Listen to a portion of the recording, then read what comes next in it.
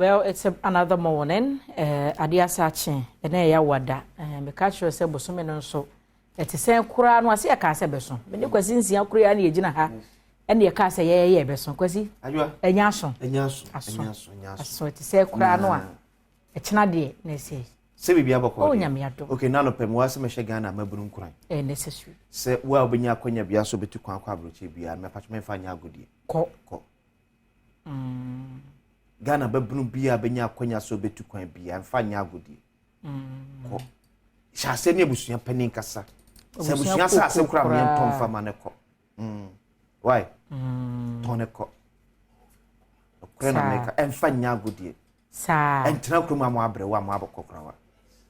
Kwasi na si ya chichire wo man na. Adwa me utu kwan won se wo man. Okay. Yes. Na se okọ peska be sa bebia adwuma na se amasika ba man. Se wo man. But se na bia wa bra bo no nya jijejenti. Na se wo tina ha bra bo be jijejija. So wo tina kroma na wa adwen so be din hye ne so a wo be call retirement wan hwe a ma be bokro no no survive. I'm telling you. No kura wo me yesem so ye Ghana ba bunu na no pe na wo tie mo hwe me. Na kwanya baso so tu kwa ama no ne. Amno ne se pato nye baby na so ko. Hwehwem ne ko baby papa. Ya at least ukudura wo si bi kakra betimi aba wonse. 5 years ago na me ne omo makọ aman bi ti se Saudi Arabia, Qatar, Kuwait ni bi twetwe nkomo. And if I tell you the omo kom, e wo bi man so. Lady ba ko se abrosan na wo ye made wo mo na abrosan ni nyina ye glass. Na wa ye fie ho ade nyina just wo de atwede be twede abrosan na bonten. Na wo horo dan ne ho. Nti obedidi age sa na dwube 2 am. Wo wi a wo da kitchen, ya je ne phone. Na abreho sem kwa se edu mre bi no. Efie ho mema nyina from papa ne mama yense obi atimbo wura kitchen ho no obeda. Enti na kwasi ka ne kuro bia ne ba bia ne to kwan ko. Unya akwanya ko amai papa yi bia.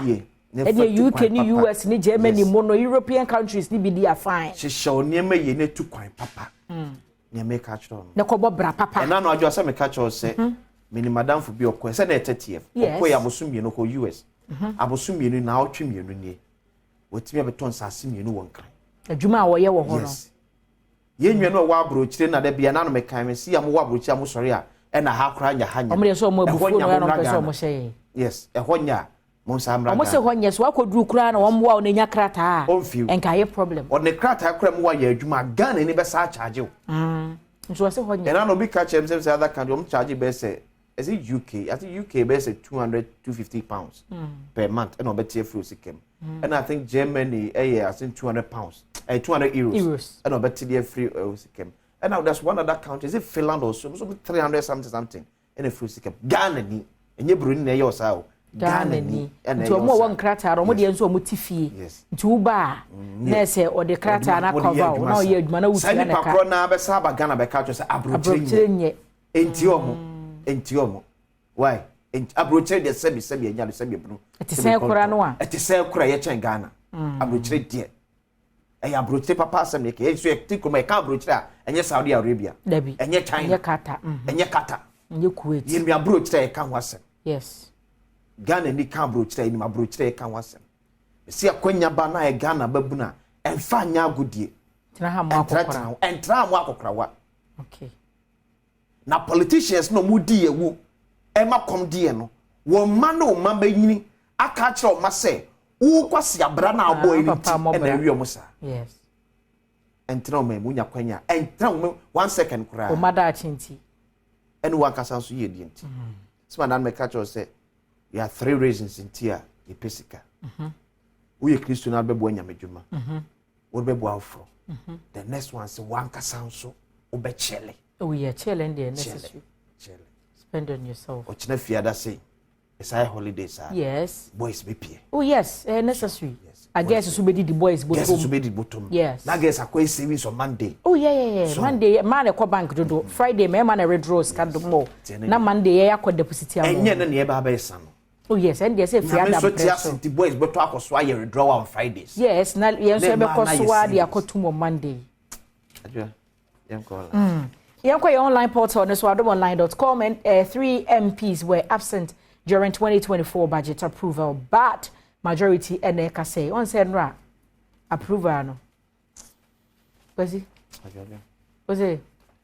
Me papa bi enkosi maka jo say MPs no mo won be business be didi we o ma yensa and a majority jina ha minority jina ha no brother guy agenda o MPs ni fi say bo ma dwi musu ama and na majority o ma boycott o ma stage minority see a boycott eti na ko as finance minister say I finance minister prepare mo ya to no omo we omo GFN say near the ma assemblies in MPC common fund omo prepare omo common fund at all so omo common fund no mo yes an NPP MPs ni nim bi oh okay yes NPP MPs ni nim bi because don't forget some more election in January yes ochina kura so omo to bi chinechi ochina dey say omo ni parliament yes but me come more parliament okay omo election in January okay it omo so omo common fund omo ni minority na ahye ho so omo yes say na dragia finance minister ni any other option say obe release dia mo eti omo nim no mo ye eti maka common fan na aka mu no yes omo nim no mo ye mamu fi omo why mo MPs mamu fi omo they know what they are doing na say nyese omo gina omo constituency ho sika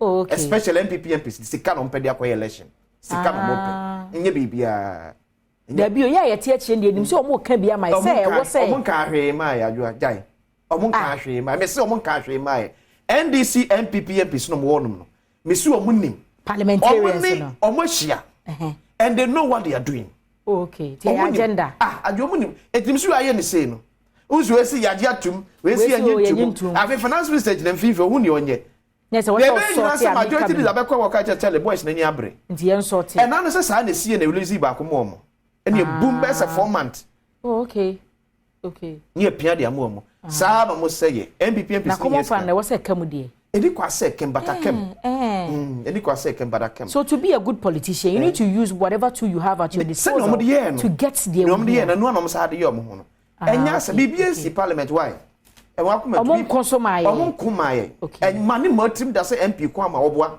nti common fund no ho tactics common fund on be campaign e ho tactics om ne NDC for na akwa apam e no mu nyina age atom sese ne be ye no ti dragi na the same thing to yi levy e kwa fa so agi yi levy tum Ghana ni bia to na tiase the beginning ne efu so omo ko ama ye yo tiase nso da e so omo boa e business no moye MPs no more parliament business and no me ntwe no o ma so chemesa wo so ni ato force nim o mo hia okay o ma di nkomo tomato mo ase the next one I say ye be convey dia ma krefrata say ka kire wo so say ka kire say boys no answer to mo a e go fast ma wo see okay na ka ede na ka say be wo so wo numbers wo na wo stage the majority say o mo MPs 3 na amba yes and na majority kro na say o mo hu say enipa num and o minority o mo amba etika when can numbers do so still majority is leading the majority is stage workout because and American news may say minority mom na usually almost stage workout but this time majority almost sorry appeared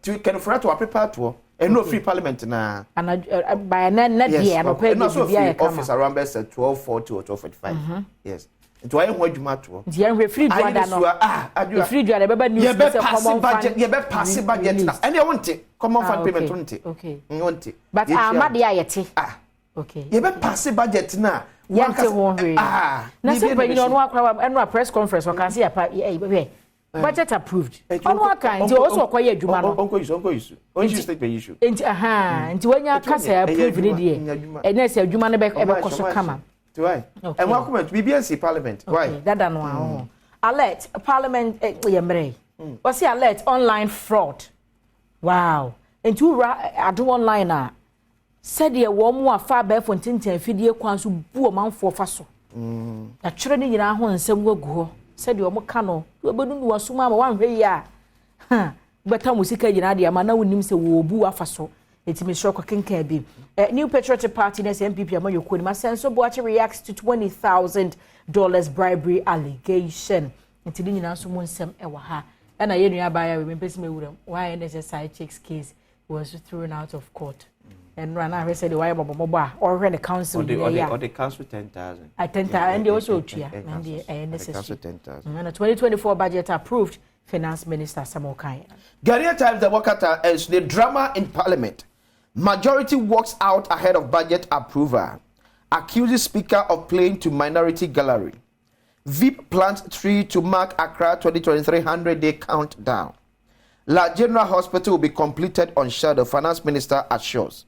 Some court decisions against OSP regressive, dismissive, kisi ejabin enso na eka ne say OSP den de kan kada. De edi kan wuro. Say yenyai. Why? Yenya si enu ni ehun yes. No. We are not ready to fight corruption. Yeah, office no for the buy, send a be about Ghana for we say oh. I say ye bibi. Ne ni abrese obwa onyere. Obwa yenyai.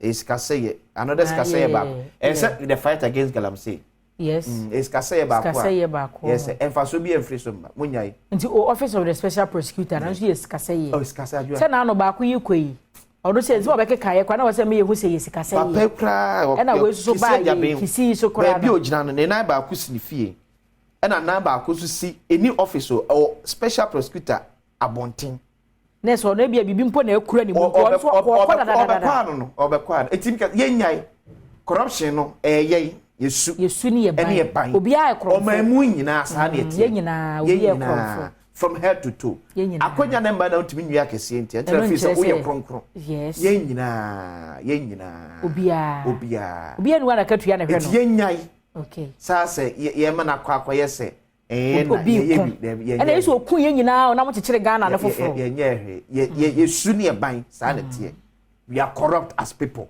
as human beings send it and star we genes we are corrupt we are corrupt we gene nim we are corrupt efra moja no ye no hwe nyi yes sa na tie efra moja no Daily Guide Abakata and so the Baumia launches 2023 African Games countdown.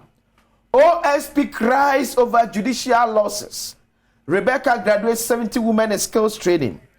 NDC support vandalized party headquarters. Majority walks out on speaker over 2024 budget. Daily Guide and anyway bye. ABC News. OSP accused judges of bias against him. Onya TV FM inciting military mutiny and ethnic division. NMC declares wants NCA action.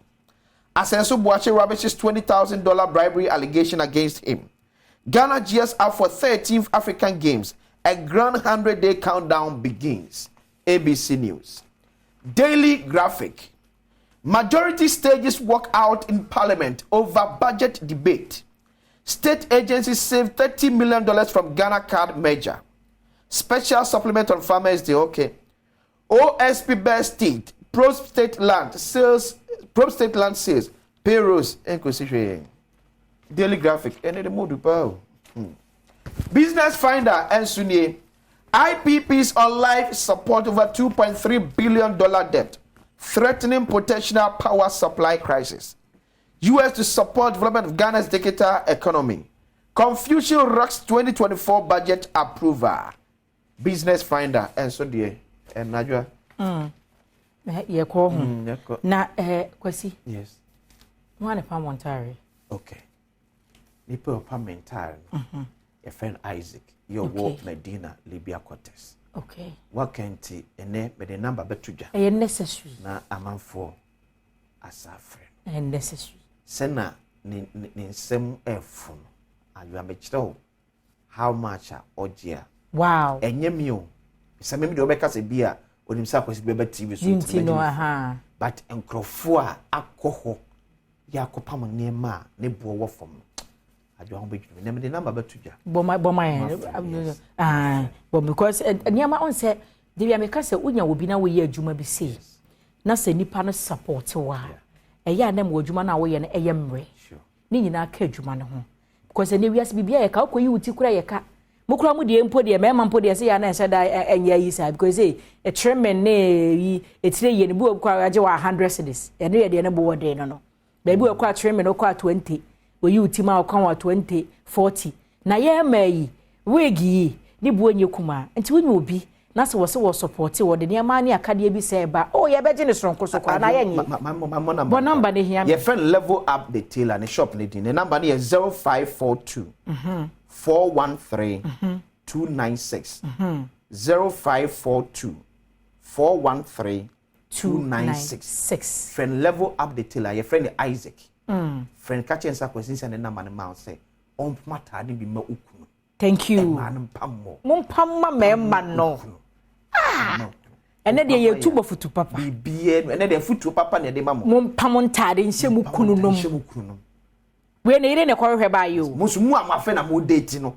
pam be surprise me man send be obey ne tentem obey ne tentem something must push a man osmosis in how ani nyina afi the support ya ne thank you and I mean so GTP ne shebe okay a nice one GTP yes we corset dress ya lacy actually kama nice bronya ebe krofo be pam bronya ntare and I feel cry me boy ne anya me boy no we be compare Obi Adom's fashionary o Kumase macro magazine macro abusuaku wa junction ne so hwa abrosa na wo nifa so no ho no no wo number ne here 055 00 74 450 055 00 74 450 wedding gown opam kenta ye beading wom Adom's fashion beto ne boas no apama mawo iti Mr. Obronyen kopam watade wo ho abusua ye kɔ no kai se na ye wada agokansie beba na Africa ho sepa ba sa sem yi bedika ejina mu denden de ye besa for room na ye bekɔ kwawu nso ayi kase ye a ɛkɔ so no ne nyina ho hyehyɛ